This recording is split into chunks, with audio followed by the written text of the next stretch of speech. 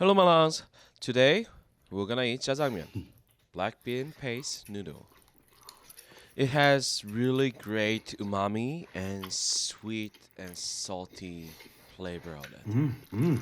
It's definitely one of my favorite childhood food, Wow. and also it tastes really good.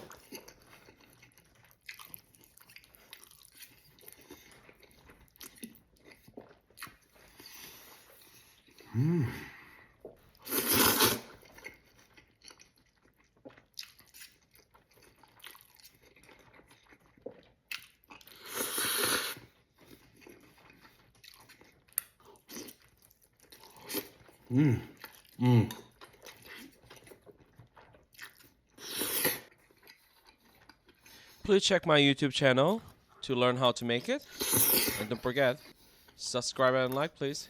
I'll see you guys next time.